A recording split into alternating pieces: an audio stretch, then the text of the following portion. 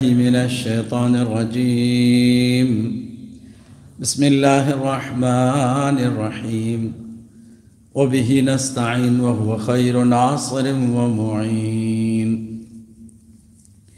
الحمد لله رب العالمين بارئ الخلائق أجمعين. الصلاة والسلام والتحية والإكرام على رسول الأنام سيد المرسلين وخاتم النبيين وحبيب إله العالمين وشفيع المذنبين المخاطب بطه وياسين ونور السماوات والأرضين الذي سمي في السماء بأحمد وفي الأرض بأبي الزهراء محمد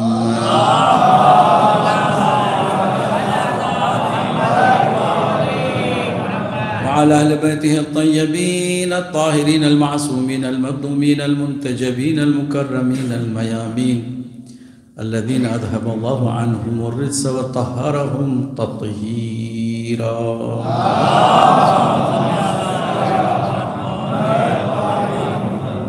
واللعن على أعدائهم وغاسب حقوقهم ومنكر فضائلهم والشاكين فيهم والمنحرفين عنهم أجمعين. أما بعد، فقد قال الله الحكيم في كتابه الكريم: بسم الله الرحمن الرحيم. وجعلنا منهم أئمة يهدون بأمرنا لما صبروا وكانوا بآياتنا يوقنون. صدق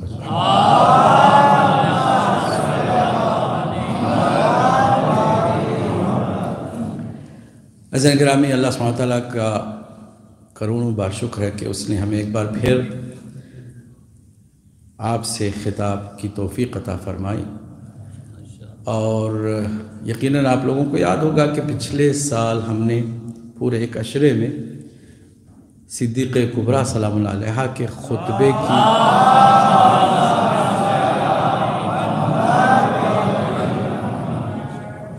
قد تشریح کی تھی، اور اگرچہ اس کا حق ادا نہیں ہوا تھا مگر سرسری ہی صحیح ہم نے اس خطبے کے معارف پر روشنی ڈالی تھی. آپ نے استفادہ کیا اور کل تک مسلسل اسی خطبے سے متعلق باتوں کو سنتے رہے. آپ بھی بیٹھے بیٹھے اللہ کا شکر ادا کریں کہ اللہ نے آپ کو بی بی کی مجلس کا حصہ بنایا، اور یہ آپ خود اپنی طرف سے آئے نہیں ہیں. آپ کو پہلے چنا گیا ہے، پھر بھیجا گیا ہے، کیونکہ واحد در ہے کہ جس در سے نجات ہے، اور وہ در بی بی کا در ہے، اور اس پر ہر کسی کو آنے کی اجازت بھی نہیں ہے. وہ ملتی نہیں ہے، ان کے ذہنوں میں آتا ہی نہیں ہے، وہ دور ہی رہتے ہیں. اور اگر ایسا نہ ہوتا تو آج اکثریت مسلمانوں کی ان لوگوں کو عزت کی نگاہ سے نہ دیکھتے کہ جنہوں نے بی بی کی شان میں گستاخیاں کی. اگر ان لوگوں کے ناموں پر مسجدیں بنائی جا رہی ہیں، مدرسے بنائے جا رہے ہیں، تو جان لیجئے کہ ابھی تک اکثریت بی بی کے معارف سے بالکل ہی جاہل ہے. سیدہ کائنات کی معرفت سے انہیں دور رکھا گیا ہے آج تک، 1400 سال کے بعد بھی. اور اگر ایسا نہ ہوتا تو ہر وہ ذلیل انسان عزیز نہ ہو جاتا، ہر وہ گستاخ قابل احترام نہ ہوتا، ہر وہ ظالم جو بی بی کے حق کا ظالم ہے وہ آج لوگوں کا محبوب نہ ہوتا. اگر ان لوگوں کے ناموں پر مدرسے ہیں، مسجدیں ہیں، بہت سارے اچھے کام ان کے ناموں پر کیے جا رہے ہیں، تو اس کا مطلب یہی ہے کہ بی بی کو آج تک مسلمانوں نے نہیں پہچانا. اسی بنیاد پر مجلس بی بی کی زیادہ ہونی چاہیے. مراجع اعظام نے فاطمیہ کو مزید بڑھانے کی تاکید اسی بنیاد پر کی ہے کہ اگر سال میں چند مجلسیں کر لو گے اور وہ بھی اپنے درمیان میں ان مجلسوں کا بھی حد اور اس کے حدود محدود رہیں گے تو اکثریت ابھی بھی ان کو بہت ہیرو مانتے ہیں کہ جو زیرو ہیں. جو اللہ اور اس کے رسول کے نزدیک زیرو ہیں اکثریت مسلمان ابھی تک انہیں ہیرو مانتی ہے. یہ قصور کس کا ہے؟ ہمارا ہے کہ ہم نے بی بی کی صحیح معنوں میں معرفت کا نور نہیں چمکایا. شہزادی کونین کیا ہیں اور ان کا ہمارے ساتھ کیا تعلق ہے یہ بات واضح نہیں ہو سکی ہے ابھی تک. اس حد تک تو سب ریسپیکٹ کرتے ہیں کہ وہ حضور کی بیٹی ہیں. اکلوتی بیٹی نہیں تھی، 4 تھی مگر زیادہ حضور کی چہیتی بیٹی تھی. ہم بھی بڑا احترام کرتے. اس حد تک یہ نہیں جانتے کہ جس کی رضا اللہ کی رضا ہے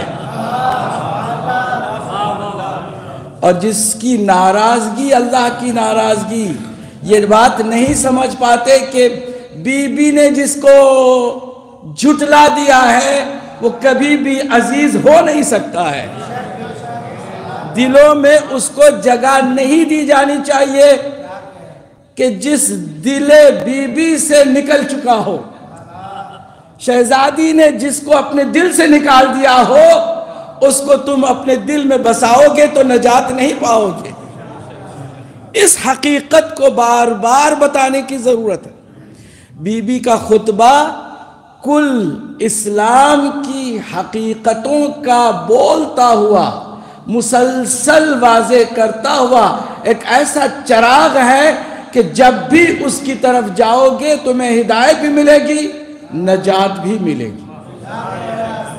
اس لیے ہم بار بار بی بی کے تذکرے کو زیادہ سے زیادہ کرنے کے اوپر زور دے رہے ہیں.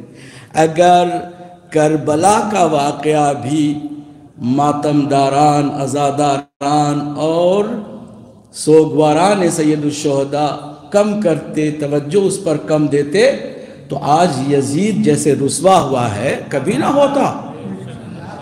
جیسے مجلسوں کی کثرت نے مولا حسین کے قاتل کو ذلیل کر دیا ویسے بی بی کی مجلسوں کی کثرت ایک دن ایسا آئے گا کہ ان کی نگاہوں سے بھی وہ لوگ گر جائیں گے جو ابھی تک عزیز کہلاتے ہیں.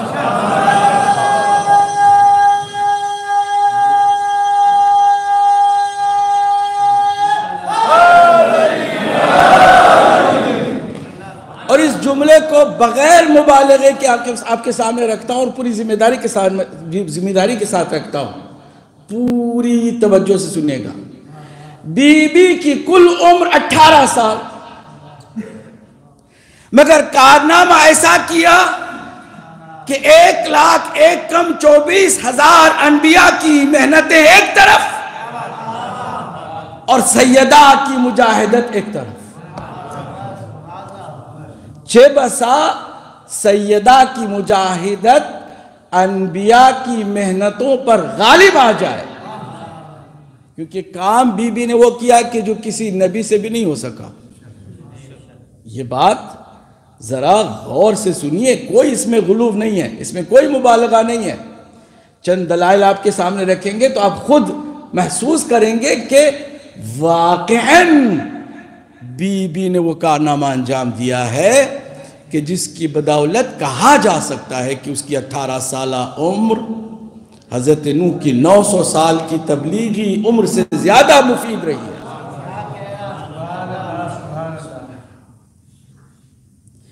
اس حقیقت کو آپ فی الحال ایک دعوے کی حد تک رکھیے، ایک کلیم کی حد تک رکھیے، اپنے ذہن سنبھال کے رکھیے گا تاکہ ان مجلسوں میں مسلسل آپ اس کی تصدیق کرتے چلے جائیں گے. گفتگو کا عنوان ان مجلسوں میں چونکہ وقت بہت کم ہے، کل 5 مجلسیں ہی پڑھنی ہے اور 5 مجلسوں میں اس موضوع پر بات کرنا واقعاً ہی مشکل کام ہے. کوشش کریں گے کہ ہم اپنی خطابت میں تیزی پیدا کریں تو آپ اپنی سماعتوں میں بھی تیزی پیدا کریں. تاکہ ساتھ ساتھ ہمارا یہ سلسلہ آگے بڑھے. ورنہ اگر میں تیز تیز بولتا چلا جاؤں گا اور پیچھے رہ جائیں گے آپ، یا آپ کی سماعتیں پیچھے رہ جائیں گی، کن رہ جائیں گی، سست رہ جائیں گی، تو اس میں جو کچھ آپ مس کریں گے اس کے ذمہ دار آپ خود ہوں گے، میں نہیں رہوں گا. اس لیے آپ سے گزارش ہے کہ ایک تو مسلسل سنیے گا گفتگو کو، اور اگر کسی وقت مس بھی کریں تو آج کل الحمدللہ یوٹیوب وغیرہ کے ذریعے سے آپ کو دوبارہ سننے کا موقع مل ہی جاتا ہے. ضرور سنیے گا، کیونکہ گفتگو انشاءاللہ مربوط ہوگی، مرتبط ہوگی، مسلسل ہوگی، اور پھر ان گفتگو سے آپ کو اور مجھے اپنی دنیا اور آخرت دونوں میں فائدہ اٹھانا، وہ فائدہ بھی آپ کو ملتا رہے گا. خلاؤں کی باتیں، فضاؤں کی باتیں، عرش کی باتیں وہ تو چلتی رہتی ہیں، اور ان باتوں سے کبھی ہم محظوظ بھی ہوتے ہیں، کبھی خوش بھی ہوتے ہیں، مگر وہ اپنی جگہ پر ہے. مگر ہم زمینی حقائق کو لے کر کے بی بی کی عظمت اور معرفت اور اس کے کارنامے کو سمجھنے کی کوشش کریں، پھر دیکھیں کہ ہم کہاں پر کھڑے ہوئے ہیں.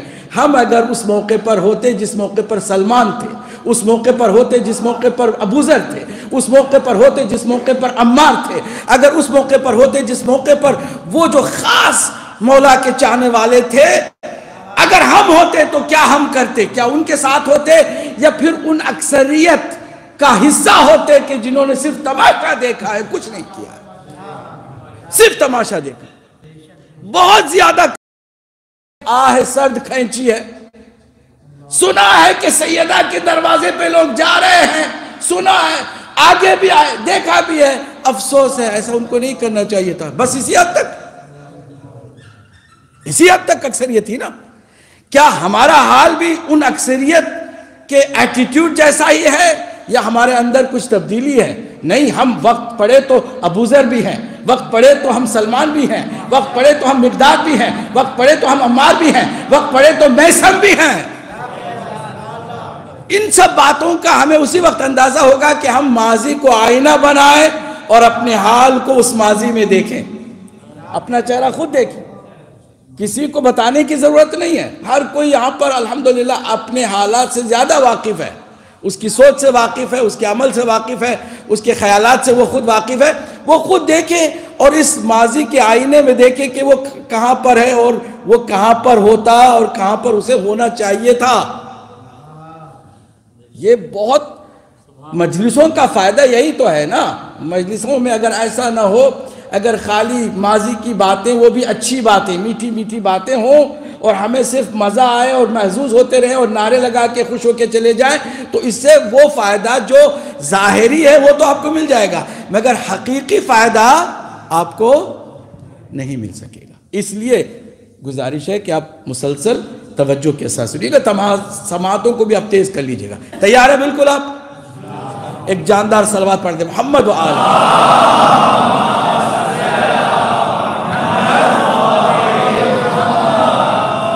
وہ بی بی کا کارنامہ کیا ہے کہ جو حضرت نوح علیہ السلام کی تبلیغ سے بھی زیادہ بھاری ہے؟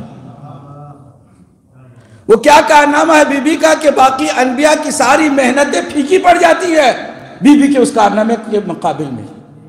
اس کو آج ہم سمجھنے کی کوشش کریں. وہ کارنامہ کیا ہے؟ فتق کا مطالبہ، یس اور نو؟ کہیے، ہمت سے کیجئے بات. یہ کارنامہ فتق کا جو مطالبہ ہے، یہ کارنامہ ہے؟ یس اور نو؟ یس یا نو؟ دو باتوں میں سے ایک بات کہیے، یس اور نو. میں بات کر رہا ہوں وہ کارنامہ یعنی ٹوٹل بی بی کی یہ محنت ہے کہ کسی طرح فدق جو ہم سے چھین لیا گیا ہے اس کو واپس میں لے لوں. ٹھیک ہے، یہ کارنامہ ہے جو حضرت نوح علیہ السلام کی محنت سے زیادہ مفید ہے. وہ مل بھی جاتا تو اس زمانے کے چند مسکین، فقیر اور غریب جو تھے ان کا فائدہ ہوتا. اس میں میرا اور آپ کا کیا فائدہ ہوتا؟ کیا آج کر رہے کہ نہیں کر رہے؟ تو کارنامہ وہ ہونا چاہیے کہ جس کا اثر آدم علیہ السلام سے لے کے اب تک کی تمام انسانیت کو ہو، اور آج سے قیامت تک آنے والے انسانوں کو بھی ہو. تب جا کے انبیاء کی محنتوں پر وہ کارنامہ غالب آئے گا. کارنامہ وہ کیا ہے؟ فتح کا مطالبہ کہیے، بیعت کا انکار، دربار میں جانا، خطبہ ارشاد فرمانا، کیا ہے کارنامہ؟ بی بی کا وہ کارنامہ کہ جو صرف بی بی ہی کا خاصہ تھا، حتیٰ کہ مولا علی کو بھی سرکار نے منع کر دیا تھا۔ غور سے سنیے تو بات سمجھنا۔ سب نے غدیر کے اعلان میں حصہ لیا، کان جس کے تھے سنا، آنکھ جس کی تھی دیکھا، اور پھر وہ سارے منظر کو دیکھ کر کے مجبور بھی حضور نے ایسے کر دیا تھا کہ ان کے شتر سے جو پالان تھے وہ اتروا لیے تھے کہ کوئی یہاں سے بھاگ نہ نکلے، ٹھیک ہے، سب کچھ کیا، بھرپور اہتمام، اور حجت بھی تمام کر دی، واضح طور پر اعلان کر دیا، تپتی ہوئی دھوپ میں ایسا کیا، رات کے اندھیرے میں نہیں کیا، ٹھنڈی ہوا میں نہیں کیا، کہ کوئی یہ کہہ کر کے جان چھڑانے کی کوشش نہ کرے کہ ہوائیں ٹھنڈی چل رہی تھی، ہم تھکے ہوئے تھے حاجی، اور ہمیں نیند آ گئی، ہمیں پتہ نہیں چلا کہ حضور نے کیا فرمایا۔ پھر بٹھا کے بھی نہیں سنایا، کھڑا کر کے سنایا، خود بھی کھڑے رہے، جس کے بارے میں اعلان کرنا تھا اس کو بھی کھڑا رکھا، جس کو سنانا تھا ان کو بھی کھڑا رکھا۔ سب کچھ ہوا، اعلان کے بعد نکلنے والے تھے، کہا نہیں نکل سکتے جب تک کہ تم دو کام نہ کر لو۔ نمبر 1، علی کو جا کے سلام کرو گے، سلام بھی یا علی کہہ کے نہیں، یا ابوالحسن کہہ کے نہیں، یا مولود کعبہ کہہ کے نہیں، یا شیر خدا کہہ کے نہیں، بلکہ سلام کرو گے السلام علیک یا امیر المومنین۔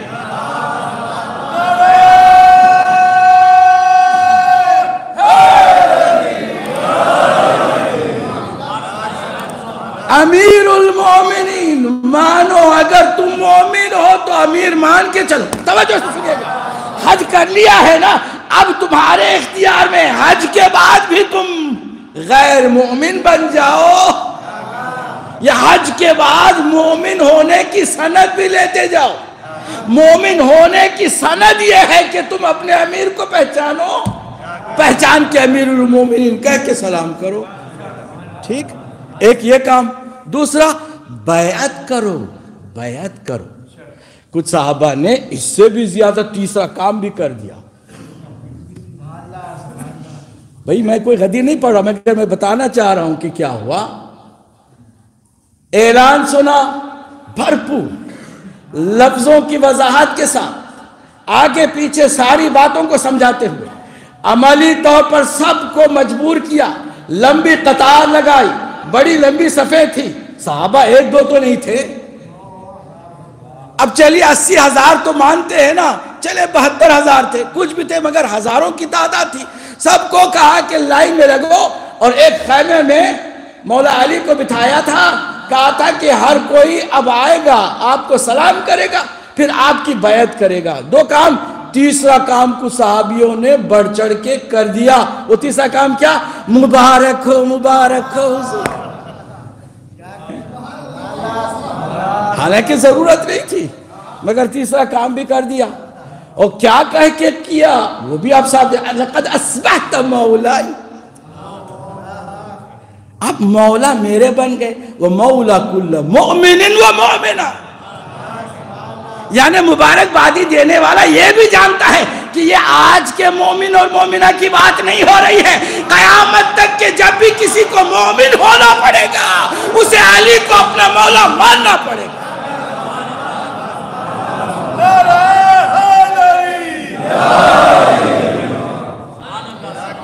مولا ماننا پڑے گا، مومن یا مومنہ، ہر ایک کے آپ مولا بن گئے، ٹھیک ہے، یہ 3 کام بھی ہو گئے۔ سب چلے گئے، اب مولا علی ہیں اور وہ مولا محمد ہیں۔ دو مولا ہیں، آتے ہیں سرکار مولا کائنات کے خیمے میں، کہتے ہیں ان ساری مبارکبادیوں کو، ان سارے سلام وعدوں اور بیعتوں کو ایک طرف رکھو، میں تمہارے سامنے پیش بینی کرتا ہوں، پیشن گوئی رکھتا ہوں۔ ستقدیرک امتی من بعدی، میری امت میرے بعد فوراً تم سے دغا کرے گی۔ کیا کرے گی؟ اور میں ایک ایک لفظ کا خود ذمہ دار ہوں۔ یہ ساری عبارت جو میں پڑھ رہا ہوں نا، اہل سنت کی کتابوں میں ہے، اہل سنت کی کتابوں میں ہے۔ مستدرک علی صحیحین جو صحیح بخاری صحیح مسلم کے ٹکر کی کتاب ہے، حاکم نیشاپوری نے اس کو لکھا کہ سرکار نے مولا کائنات کو یہ فرمایا ستقدیرک، یعنی ان قریب، بہت جلد دغا کرے گی میری امت میرے بعد۔ پھر سرکار مولا کائنات نے پوچھا یا رسول اللہ وہ دغا کرے تو میں کیا کروں؟ وہ دغا کرے میں کیا کروں؟ کہا علی تمہیں کچھ نہیں کرنا ہے، صبر کرنا ہے، تلوار نہیں نکالنی نے ہم سے۔ خیبر خندق تمہارے لیے بہت آسان تھا، تمہارے لیے مرحب کو پہچاننا بہت آسان تھا، مگر اس کے بعد کی منزل تمام جتنے بھی معرکے تم سارے معرکتوں سے بڑا معرکہ ہے کہ تمہیں صبر کرنا ہوگا۔ اب جو میں بتا رہا ہوں کہ بی بی کا کارنامہ کیا ہے، توجہ، بی بی کا کارنامہ وہ ہے کہ جس کے انجام دینے سے خود مولا کائنات کو بھی سرکار نے روک دیا۔ اب ایک بات بیٹی سے بھی کہہ رہے ہیں، بالکل ایک گھر میں ایک چھت کے نیچے رہنے والے علی ہیں اور اس کی شریک حیات شریک زندگی سیدہ کائنات بھی ہے۔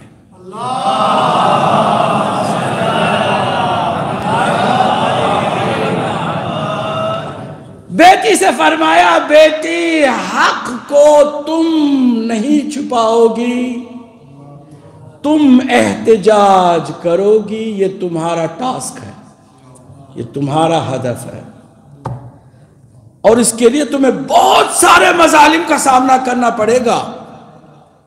اللہ نے مجھے وعدہ کیا ہے کہ جب تک آپ زندہ رہیں گی بیٹی، جبرائیل کا ایک ہی کام ہوگا کہ وہ در زہرا پہ آئے، بی بی کو تسلی دیتا رہے،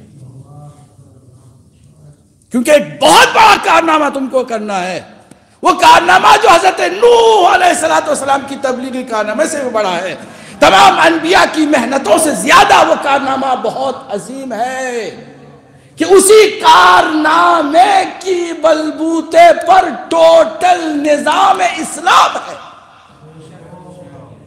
سارے انبیاء کی محنتیں تیرے اس کارنامے پر ٹکی ہوئی ہیں، میری ساری محنت کا بھی دار و مدار تیرے کارنامے پر رکا ہوا ہے، مولا کائنات کا صبر بھی تیرے اس کارنامے پر رکا ہوا ہے۔ بی بی نے لبیک کہا بابا میں اس کارنامے کو انجام دوں گی، اکیلے انجام دوں گی۔ وہ کارنامہ کیا ہے؟ جو حق جس کو لوٹ لیا گیا، وہ حق جس کی صحابہ نے تائید بھی کر دی، کسی کے حوالے ہو گیا، وہ حق جو صرف اور صرف علی اور اولاد علی سے مختص تھا، اگر بی بی بھی خاموش ہو جاتی، خدا کی قسم ہم سب سقیفائی ہو جاتے۔ ہمیں کیا پرابلم تھی؟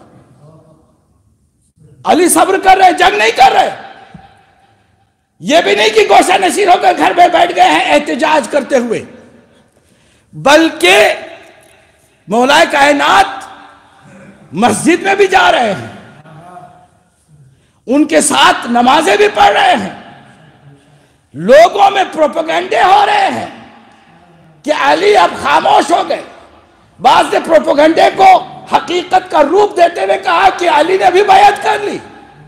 سب کچھ چپ ہو گئی، دنیا ساری چپ ہو گئی. اگر بی بی نہ بولتی تو آج حق بھی ہمیشہ کے لیے خاموش ہو جاتا.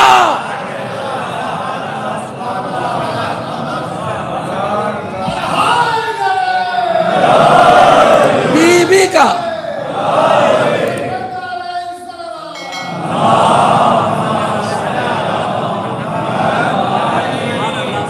بی بی کا یہ کارنامہ جس کی قیمت خالی بی بی کو نہیں، بی بی کی قیامت تک آنے والی نسلوں کو تک چکانا پڑ رہا ہے. مگر ہمیشہ کے لیے بی بی نے باطل کو رسوا کر دیا، حق کو بی بی نے زندہ کر دیا. اب جو میں نے بات کہی ہے نا، اس کے لیے دلیل بھی چاہیے کہ نہیں؟ اب آپ دلیل ایک حدیث قدسی سے شروع کرتے ہیں. حدیث قدسی جس کا کچھ حصہ سارے مسلمان جھوم کر سناتے بھی ہیں، سنتے بھی ہیں، اس کا بعد والا حصہ بالکل بھلا دیتے ہیں، اپنے بھی پرائے بھی. حدیث قدسی کسے کہتے ہیں؟ وہ کلام جو اللہ کا ہے، جو قرآن مجید میں نہیں ہے. اللہ کا کلام ہے، نبی کی زبانی ظاہر ہوا ہے، اسے کہتے ہیں حدیث، کہیے حدیث قدسی.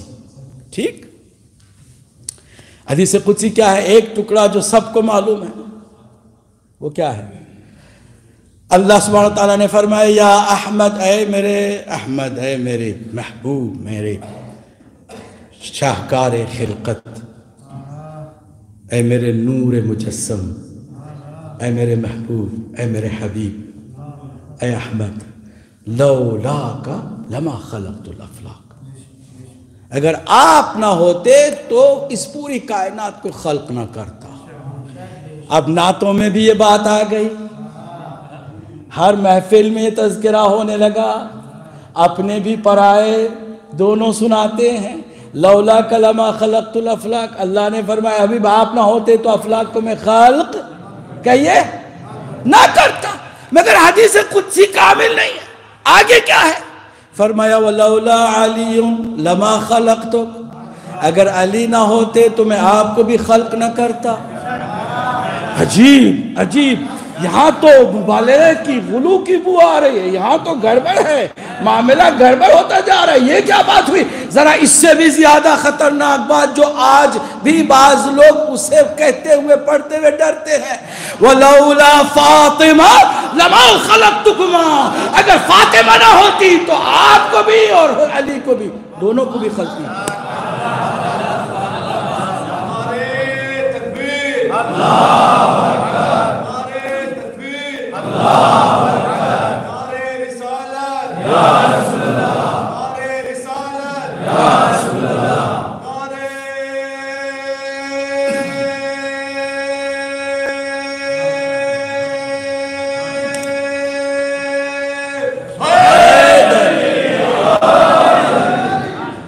اب ذرا تسلسل کو دیکھیے.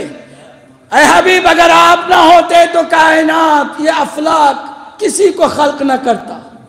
علی نہ ہوتے تو آپ کو خلق نہ کرتا، اور فاطمہ نہ ہوتی تو آپ دونوں کو خلق نہ کرتا. کہتے نہیں یہ شرک ہے، یہ تھوڑی سی گڑبڑ ہے، یہ عقیدہ ہمارا ہو نہیں سکتا. اس کا مطلب یہ ہوا کہ رسول سے علی افضل، کیونکہ علی نہ ہوتے تو رسول خلق نہ ہوتے. اور پھر علی اور رسول دونوں سے زہرا افضل، کیونکہ وہ نہ ہوتی تو دونوں نہ ہوتے. نادانوں، یہاں بات افضل و مفضول کی نہیں ہو رہی ہے، بات یہاں علت و معلول کی ہو رہی ہے، سبب اور مسبب کی ہو رہی ہے. اللہ سبحانہ وتعالیٰ نے اس پوری کائنات کی خلقت کے مقاصد کو واضح فرمایا ہے. سنو اس طرح کہ اللہ سبحانہ وتعالیٰ قرآن مجید میں کیا کہتا ہے، وَسَخَّرَ لَكُم مَا فِي السَّمَاوَاتِ وَمَا فِي الْأَرْضِ. اے انسانوں، تمہارے لیے میں نے تمام سب کچھ یہ جو کچھ بھی ہے تمہارے لیے خلق کیا ہے. زمین تمہارے لیے ہے, آسمان تمہارے لیے ہے, سورج تمہارے لیے ہے, چاند تمہارے لیے ہے, ستارے تمہارے لیے ہیں, یہ دریا تمہارے لیے ہے, یہ پہاڑ تمہارے لیے ہے, یہ ہوائیں تمہارے لیے ہے, یہ فضائیں تمہارے لیے ہے, یہ ساری گیلیکسیز تمہارے لیے ہے. مطلب اس ساری کائنات کے وجود کا مقصد اور مقصود انسان ہے. انسان کس کے لیے ہے؟ اللہ نے آگے واضح طور پر فرمایا وَمَا خَلَقْتُ الْجِنَّ وَالْإِنسِ إِلَّا لِيَعْبُدُونَ. میں نے جن و انس کو پیدا نہیں کیا مگر یہ کہ وہ میری عبادت کرے. اب میری عبادت کیسے کرے؟ کوئی ایسا بندہ ہو جس نے معراج تک جا کے دیکھا ہو بندگی ہوتی کیسے ہے.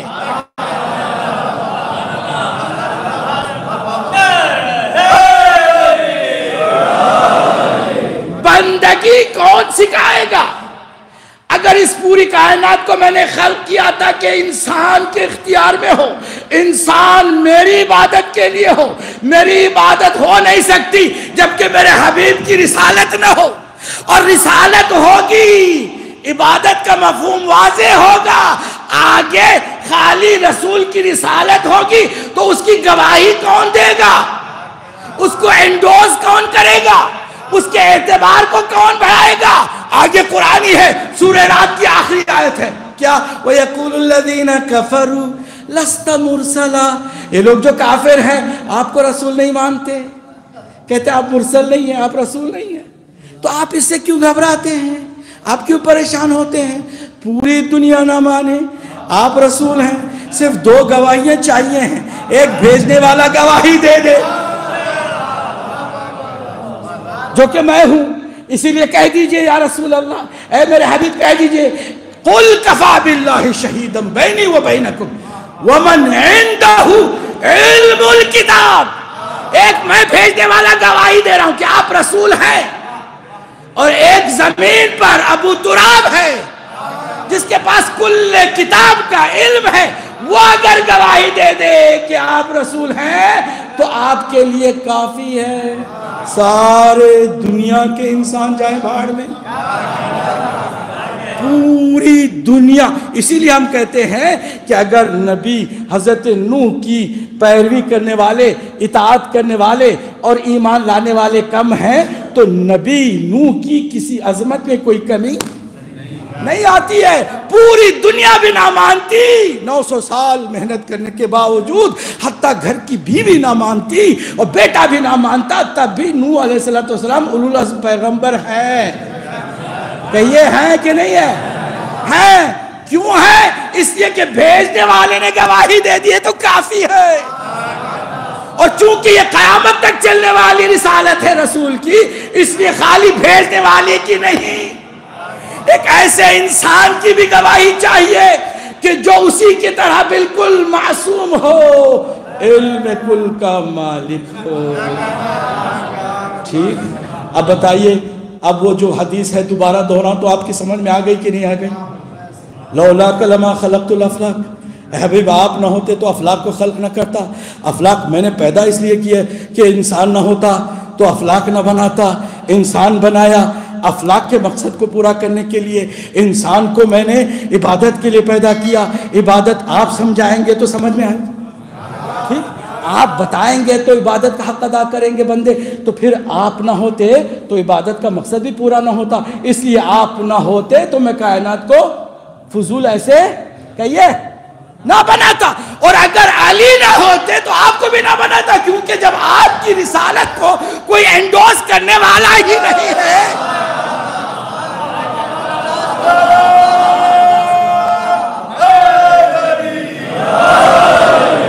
آپ کی رسالت کی کوئی تصدیق و تائید کرنے والا آپ جیسا معصوم ہی نہیں ہے, تو پھر آپ کو بنا کے کیا کروں گا. اس لیے اگر علی نہ ہوتے تو آپ کو بھی نہ بناتا. اب بات سمجھ میں آئی؟ آگے کی بات اور بھی واضح ہے. اگر فاطمہ نہ ہوتی نہ آپ کو بناتا نہ علی کو. کیوں؟ اس لیے کہ فاطمہ ہی نے رسالت کو بھی بچایا ہے, ولایت و امامت کو بھی بچایا. میں نے اسی لیے عرض کیا.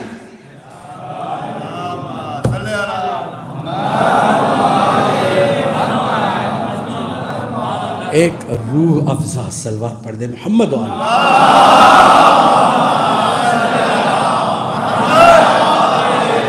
اب توجہ کیجئے. میں نے جو بات کی ہے نا کہ کارنامہ بی بی کا کیا ہے، کارنامہ ایسا کارنامہ جو انبیاء کی ساری محنتوں سے بھی بھاری ہے، غالب آیا ہے. وہ کیا ہے کہ بی بی نے چند روزہ زندگی میں قیامت تک کے چلنے والے سلسلے ولایت و امامت کو بچایا. امامت نے رسالت کو بچایا اور رسالت نے توحید کی عبادت کو بچایا. اس سلسلے کو آپ سمجھیں گے تو اب اس میں کوئی افضل و مفضول کی بات نہیں ہے، بلکہ علت و معلول کی بات ہے. اگر میں کہوں کہ اگر آپ مجھے ڈاکٹر صاحب یہ دوا نہ دیتے تو میں مر جاتا، اس کا مطلب یہ نہیں کہ دوا مجھ سے افضل ہو گئی. کیا کرے؟ یہاں علت و معلول کی بات ہو رہی ہے. اگر فلاں صاحب آگ روشن نہ کرتے تو میرا ہاتھ اچانک نہ جلتا، اس کا مطلب یہ نہیں کہ آگ میرے ہاتھ سے افضل ہو گئی. یہ صرف علت و معلول کی بات ہے. کائنات کو اللہ نے انسانوں کے لیے پیدا کیا، انسانوں کو عبادت کے لیے پیدا کیا، عبادت کا حق ادا کرنے کے لیے اور بتانے کے لیے رسول کو بھیجا، رسالت کی گواہی کے لیے علی کو بھیجا، اور علی کی ولایت و امامت کو بچانے کے لیے سیدہ کائنات فاطمہ.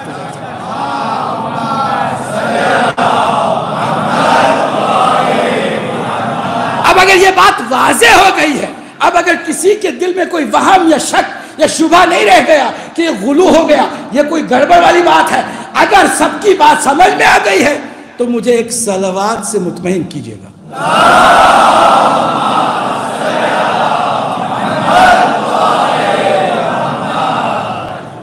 اب میں دوسری دلیل دینے چلا ہوں. مجھے ڈر ہے کہ میں شاید وہ دلیل آپ تک پہنچانے میں ناکام رہوں گا، ٹائم نہیں ہے میرے پاس، مگر کل تک چھوڑتے ہیں. اشارہ دیتے ہیں. قرآن مجید ہے، اگر کسی کو توفیق ہوئی آج رات دن میں کسی وقت کھولے، سورہ کہف ہے، آیت 65 سے لے کے 82 چند آیتوں کا مطالعہ کریں. خالی سرسری مطالعہ کریں تاکہ کل میں جب دوسری دلیل قرآن سے دوں ہوں تو بات سمجھ میں آئے. کیا سمجھ میں آئے؟ ولایت کسے کہتے ہیں، اور جس کو اللہ ولایت عطا کرتا ہے وہ کس قدر باقی تمام انسانوں سے الگ ہو جاتا ہے. اور پھر جب کسی کو ولایت حاصل ہو جاتی ہے تو حضرت موسیٰ جیسا اولو العزم پیغمبر بھی 3 قدم سے زیادہ ساتھ چل نہیں سکتا ہے. 3 قدم سے زیادہ. پڑھیے گا، قرآن ہے، یہ کوئی داستان کسی کتاب کا حوالہ نہیں دے رہا، کوئی کہانی کی کوئی افسانوی بات نہیں کر رہا. قرآن ہے، قرآن میں جا کے اس واقعے کو پڑھیے. حضرت موسیٰ اور حضرت خضر کا واقعہ ہے. عجیب بات ہے کہ 4 مقامات پر حضرت خضر نے کہا اِنَّكَ لَن تَسْتَعِيَ مَعِيَ صَبْرًا، تم چل نہیں سکتے ہو میرے ساتھ، تمہارے اندر چلنے کی میرے ساتھ ہمت نہیں ہے. جو ولایت کا کچھ حصہ پالے اس کے ساتھ موسیٰ جیسا 3 قدم نہ چلے، وہ قیامت تک چلنے کے لیے بی بی علی کے ساتھ کھڑی ہے. یہ میں نے اس کا لب لباب دے دیا، اب اس کی تفصیل انشاءاللہ کل آپ سنیں گے. ٹھیک ہے؟ بی بی نے یہ کارنامہ انجام دیا جس کے نتیجے میں اللہ نے بھی بے اجر نہیں چھوڑا، بغیر سلے کے نہیں چھوڑا. اللہ بے استحقاق سب کو دیتا ہے، جن کا کوئی حق نہیں بنتا اس کو دیتا ہے، تو کیا اس کو نہیں دیتا جس نے سب کچھ اس کے لیے دے دیا؟ اور ایسا کارنامہ انجام دیا کہ اس کی قیامت تک عبادت قائم ہو جائے. اس کو ایزی نہ لیجئے گا کہ بی بی کا ایک لقب عابدہ ہے. عابدہ معمولی ہر طرح کی عبادت کرنے والی خاتون کی طرح خاتون عبادت، جس نے لاج رکھی ہے عبادت کی، جس نے رسالت اور توحید دونوں کو بچایا. تاریخ عجیب ہے. 18 سال کی عمر ہے، زیادہ نہیں ہے عمر، ٹوٹل 18 سال ہے. 18 سال میں بی بی گھر سے باہر 2 مرتبہ نکلی، صرف 2 مرتبہ. اتفاق کی بات ہے دونوں مرتبہ اپنے وارثوں کے ساتھ نکلی ہیں،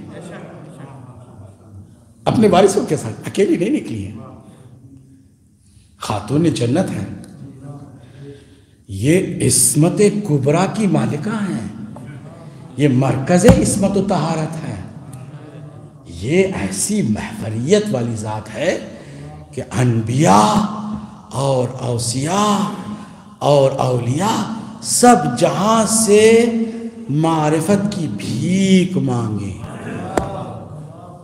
ایسی عظیم بی بی ہے۔ ایک مرتبہ نکلی ہیں تو توحید و رسالت کو بچانے کے لیے نکلی ہیں، اور بھرپور بچا کے واپس لوٹی ہیں، کامیاب لوٹی ہیں، جس کی کامیابی کی سند آئے مباہلہ کے طور پر قرآن مجید میں موجود ہے۔ کامیاب لوٹی ہیں، سکہ منوا کے لوٹی ہیں، دشمن کو ہرا کے لوٹی ہیں، نجران کو ماتم کدا بنا کے لوٹی ہیں، اور دوسری مرتبہ نکلی ہیں تو ولایت و امامت کو بچانے کے لیے نکلی، جو کارنامہ پہلے کارنامے سے بہت زیادہ سخت تھا، جس میں علی کو بھی ہے کہ وہ صبر کرے مگر بی بی کو ہے کہ بولے، بی بی آواز دے، بلند کرے۔ آپ کو پتہ ہے 3 جگہوں پر مجمع میں جب آئے تھے موقع سے فائدہ اٹھاتے ہوئے، بی بی نے کہا کہ کس لیے آئے ہو؟ کہ ہم آپ کو منانے کے لیے آئے ہیں۔ اچھا تو سنو، سارے جتنے ہیں سنیں، میں اللہ کو اور اس کے رسول کو گواہ بنا کے یہ کہتی ہوں کہ لَأَدْعُوَنَّ عَلَيْكَ فِي كُلِّ صَلَاةٍ أُصَلِّيهَا، میں ہر اس نماز میں جس نماز کو میں پڑھوں تمہیں بددعا دوں گی، تم سے بیزارگی کا اعلان کروں گی، اللہ کی بارگاہ میں بتاؤں گی کہ میں ناراض ہوں۔ آپ کو پتہ ہے اس کا مطلب کیا ہے؟ اس کا مطلب یہ ہے کہ قیامت تک کے لیے امامت و ولایت کو زندہ کرنا اور حکمرانوں کو رسوا کرنا ہے۔ اس کا مطلب یہ ہے، معمولی بات نہیں ہے۔ بی بی کا ایک آنسو سرکار کے برداشت نہیں کرتے تھے، ایک آنسو بی بی کی آنکھ میں آ جائے برداشت نہیں کرتے۔ ہجرت کی رات مولا کائنات نے 3 عظیم بیویوں کو ساتھ، تینوں کا نام فاطمہ، 3 فاطمہ نام کی بیویوں کو ساتھ رکھا اور سفر طے کرتے ہوئے مکہ پہنچے، مدینے پہنچے۔ مدینے میں سرکار کی خدمت میں پہنچے، سارا واقعہ سرکار نے پوچھا کیا ہوا؟ بی بی نے صرف اتنا بتایا، بابا مجھے نہیں معلوم کسی نے یہ جرت کی ہے کہ میرے ناقے کی بہار پر ہاتھ ڈالا۔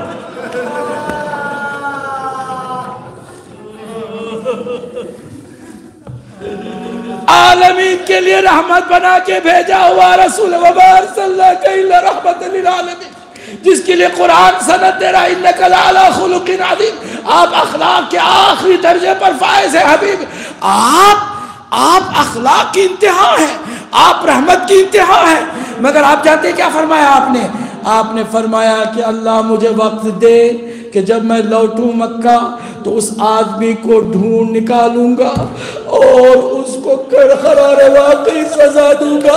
فتح مکے کے بعد میرے مولا سرکار کی طرف سے اعلان کر رہے ہیں الیوم یوم المرحمہ، سب کو بخشش کی جا رہی ہے، سب کو معاف کیا جا رہا ہے، ہر ایک کو ابو سفیان جیسے انسان کو بھی معاف کر دیا جاتا ہے، مگر میرے مولا سرکار نے فرمایا مگر اس کو معاف نہیں کیا جائے گا جس نے سیدہ کے ناقے پر ہاتھ ڈالا تھا۔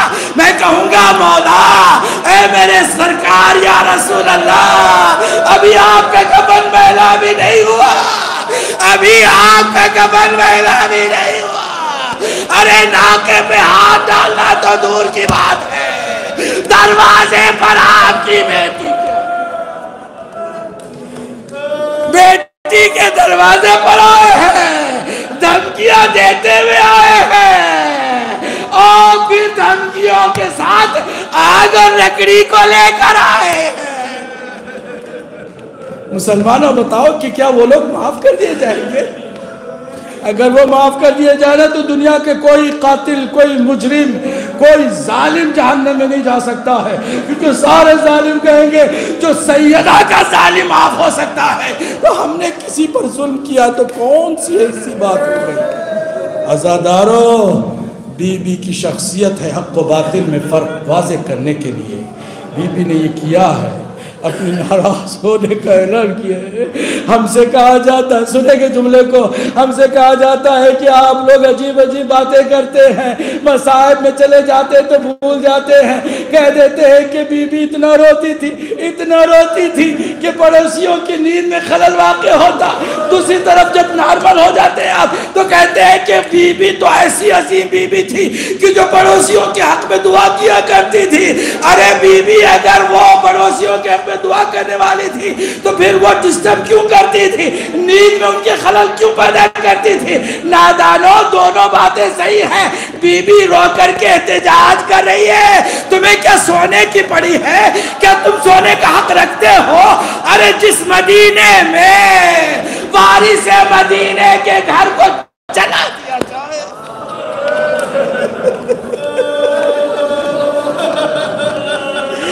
اس وارث مدینے کے گھر کو جلا دیے جانے کے بعد بھی کیا تمہیں نیند آ سکتی ہے کہ تم رونے کے حقدار سونے کے حقدار بن سکتے ہو؟ بی بی یہ بات واضح کرنے کے لیے گریہ کر رہی ہے۔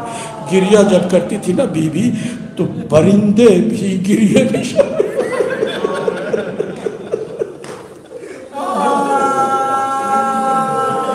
ایک جملہ سناؤ نا، اس کے بعد پھر تمام یہ نزاکتوں کی باتیں ہیں نا، روحیات کی باتیں، نفسیات کی باتیں ہیں۔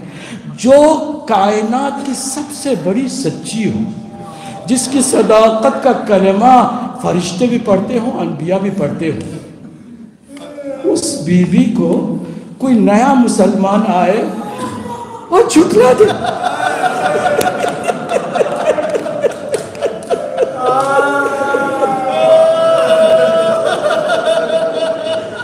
اسی لیے راوی کوئی اور نہیں ہے، مولا کائنات ہے۔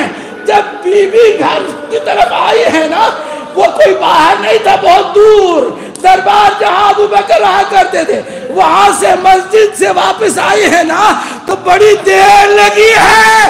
جانتے وہ دیر کس لیے لگی؟ جب بی بی کو جھٹلا دیا گیا نا، ہر قدم پہ بی بی گرتی تھی۔ میں کہوں گا بی بی یہ آغاز ستم ہے، کئی الجوان بیٹے کی لاش حسین اٹھا رہے ہیں بار بار۔ سلام الذین ظلموا